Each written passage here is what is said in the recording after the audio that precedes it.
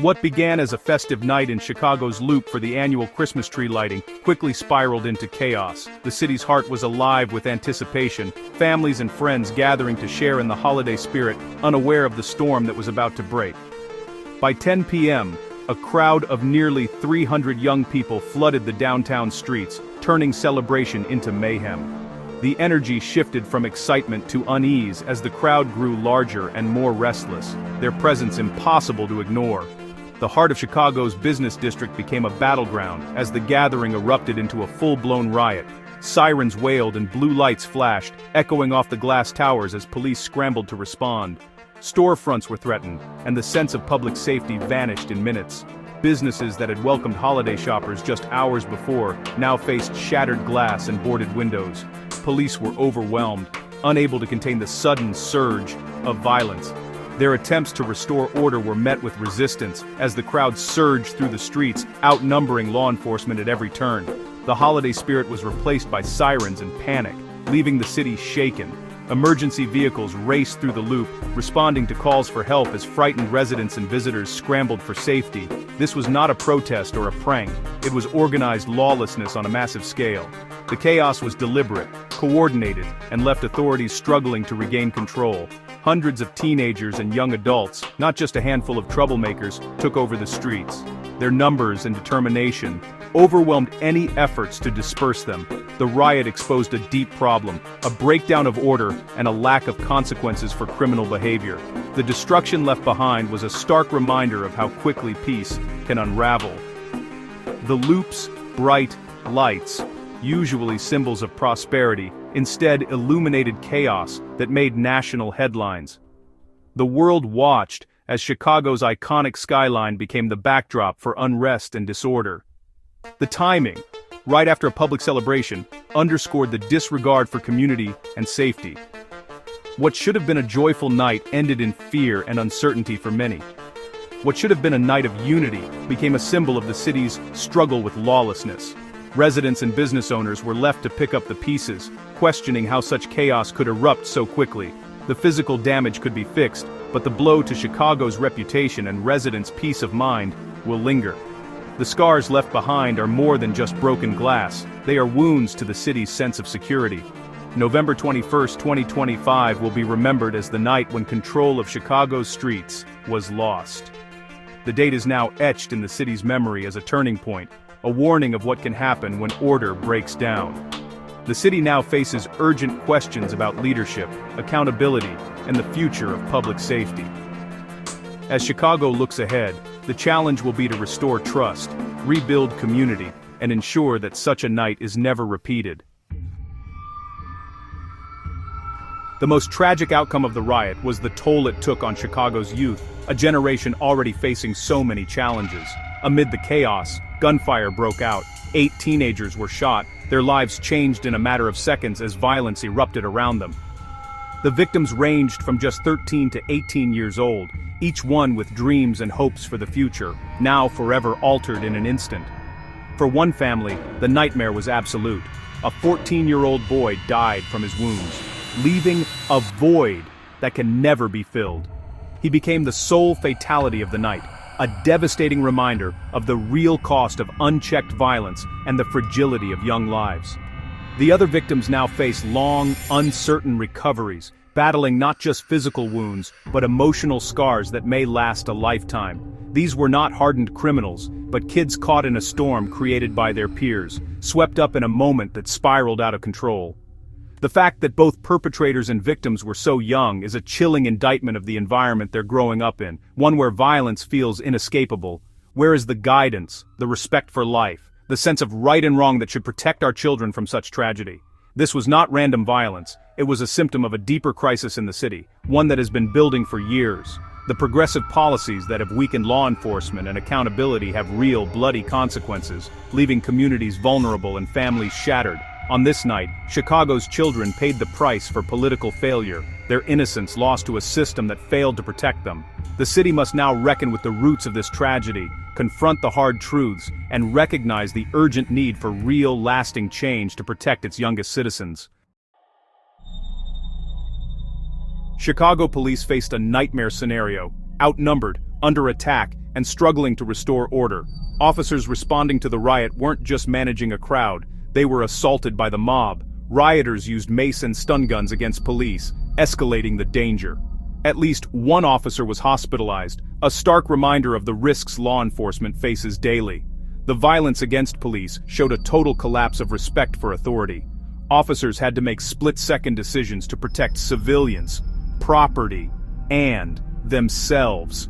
Despite being outnumbered, they held the line and worked to disperse the crowd. Their courage prevented an even greater tragedy. But the attacks they endured are a wake-up call. When police become targets, the city is in crisis. Chicago owes these officers gratitude, and its leaders owe them real support. Anything less is a betrayal of those who risk everything to keep the city safe. The events of that night demand a serious reassessment of how Chicago supports its police. The riot's impact quickly reached the national stage. President Trump responded the next day, using Truth Social to criticize Illinois Governor J.B. Pritzker and Chicago Mayor Brandon Johnson. He blamed their leadership and progressive policies for the city's breakdown in law and order. Trump claimed local leaders had refused federal help, framing the riot as the result of weak governance. His message resonated with many Americans who saw Chicago's crisis as part of a larger national debate on crime. Supporters saw Trump's stance as common sense. Critics called it political posturing. But for many, his intervention highlighted the urgent need for decisive action. The riot became a flashpoint in the ongoing clash over how to restore safety in America's cities. Amid the chaos and confusion, a remarkable chant echoed through the heart of Chicago. "Bring in Trump." The words rang out, cutting through the noise of the night and capturing the attention of everyone nearby. In a city long considered a Democratic stronghold, some residents found themselves calling for intervention from a Republican president, one known for his tough-on-crime stance and promises of law and order. This wasn't just about politics, it was a raw, emotional cry for help from citizens desperate for safety and stability in their neighborhoods. The chant signaled a profound loss of faith in local leadership and a willingness to embrace drastic, even controversial change if it meant a return to peace. People are tired of living in fear, tired of endless excuses, and tired of leaders who seem unable or unwilling to restore order to their streets. The riot became a breaking point, exposing the failure of current strategies and the urgent need for a new approach to public safety. The call for Trump is more than a slogan. It's a vote of no confidence in the progressive experiment that has been running Chicago for years. It's a stark warning to the city's leaders. When people feel their safety is at risk, political loyalties can shift overnight, and old alliances can crumble. The chant is a powerful symbol of desperation, frustration, and a demand for real, tangible solutions, not just promises or rhetoric. Chicago's political ground may be shifting beneath its leaders' feet, as the city faces a crossroads between old loyalties and new demands. The city's future now depends on whether its leaders can rise to the challenge, restore trust, and bring real security back to the people of Chicago.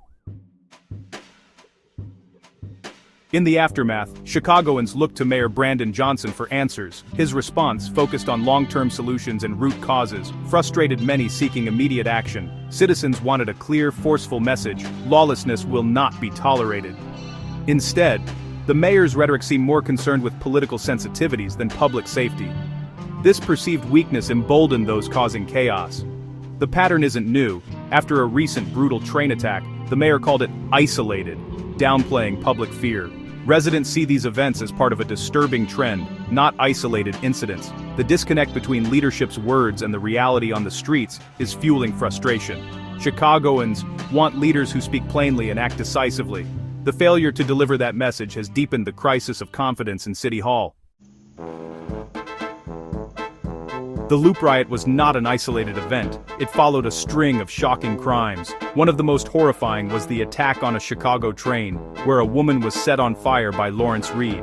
This act of random brutality sent shockwaves through the city, making public transit feel unsafe.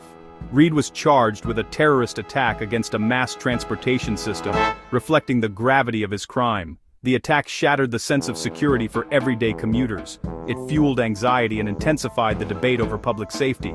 Mayor Johnson's attempt to downplay the attack as isolated only deepened public frustration. Residents saw it as another sign of a city losing control. The train attack and the Loop Riot became linked in the public mind as evidence of systemic failure. Both events eroded trust in the city's ability to protect its people.